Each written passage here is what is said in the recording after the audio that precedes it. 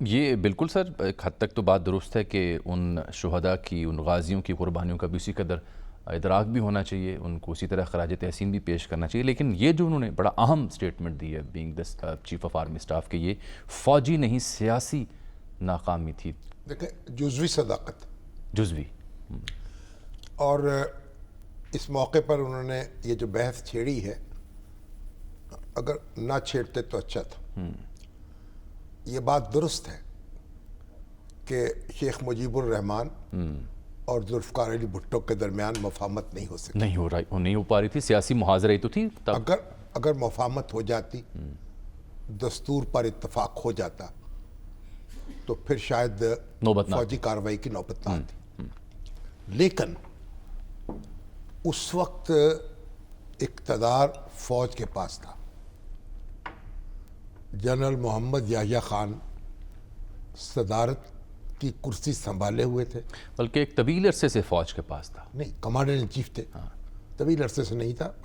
Field marshal Ayub Khan آئے، اس کے بعد وہ مارشل لا ختم ہو چکا تھا. انہوں نے ایک الیکٹڈ صدر کے طور پر کام کیا، اور جب ان کے خلاف تحریک شروع ہوئی، فیلڈ مارشل ایوب صاحب کے خلاف، جب اس وقت یحییٰ خان نے ان کی حکم عدولی کی. صحیح. اور انہوں نے کہا کہ چند شہروں میں شورش ہے، وہاں مارشل لا لگا دیا جائے. انہوں نے کہا نہیں، مارشل لا لگے گا تو پورا لگے گا. اس کے ساتھ ہی یہ کہ جو 1962 کا دستور تھا، جو صدارتی دستور تھا، اس میں وہ ترامیم کرنے پر راضی ہو گئے تھے، اسے پارلیمانی بنانے پر.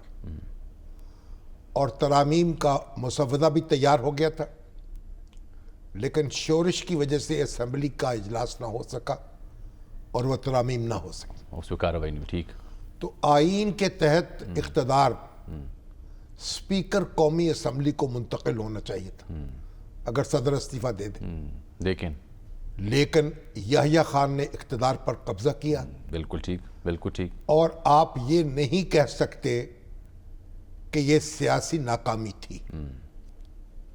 اگر فوج اقتدار میں نہ ہوتی، اگر یحییٰ خان فوج کے کمانڈر ان چیف نہ ہوتے، پھر یہ بات کہی جا سکتی تھی. انہوں نے دستور کو سبوتاژ کیا. نئے دستور کے لیے انتخابات کرائے. دنیا جہان روک رہی تھی کہ پرانا دستور بحال کر دے 1956 کا، جو آپ نے منسوخ کیا تھا، فوج نے منسوخ کیا تھا. نہ 56 کا بحال کیا، نہ 62 کا بحال کیا. اس میں ہونے والی ترامیم پر بھی بات نہیں کی. اور دستور ساز اسمبلی کا الیکشن کرایا، اور جو دستور پر سمجھوتے ہو چکے تھے، 1 یونٹ توڑا، پیرٹی ختم کی، دونوں صوبوں کے درمیان مساوات. اس طرح ملک کو دھکیل دیا اس دلدل میں. اور جب آپ کے پاس یہ فوج 34,000 تھی یا 35,000 تھی، تو پھر آپ کے پاس یہ آپشن نہیں تھی کہ آپ فوجی کارروائی کرتے. ہر قیمت پر سیاسی حل نکلنا چاہیے تھا.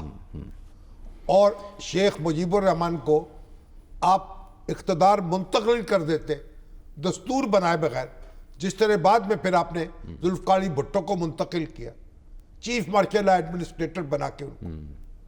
تو یہ بات کہنا جزوی طور پر آپ کہہ رہے ہیں، جزوی طور پر درست ہے.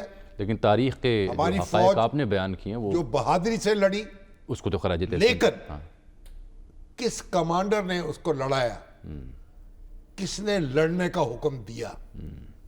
اور جب آپ نے ملک کا آدھا حصہ کھو دیا اور آپ کو سرنڈر کرنا پڑا اور دشمن کی فوج غالب آ گئی، تو اس کے بعد جو جنگیں ہوتی ہیں، اب اس کے بعد ہم کیا کریں؟ ظاہری بات ہے پھر ٹیبل کیسے ہم وہ بہادری کی داستانیں سنائیں لوگوں کو؟ نہیں، پھر تو ٹیبل پہ بیٹھنا تھا مجبور ہے. بات یہ ہے کہ سرنڈر کرنا پڑا، اپنی فوج اپنے لوگوں سے الجھی. وہ ایسے حالات نہیں تھے. خود صاحبزادہ یعقوب خان نے، جو وہاں کمانڈر تھے فوج کے، انہوں نے انکار کیا. انہوں نے کہا یہ مشورہ دیا. جو گورنر تھے ایڈمرل ایسن, انہوں نے مشورہ دیا. انہوں نے کہا یہ کام نہ کریں, یہ تاریخ کا حصہ ہے. یہ تاریخ کا یہ حصہ ہے. دونوں شخصیات نے برملا اس کا اظہار کیا. تو ڈیسیجن میکنگ جب فوجی لیڈرشپ نے اپنے ہاتھ میں لے لی تو رسپانسبلٹی بھی رسپانسبلٹی بھی اس کو لینی پڑے گی.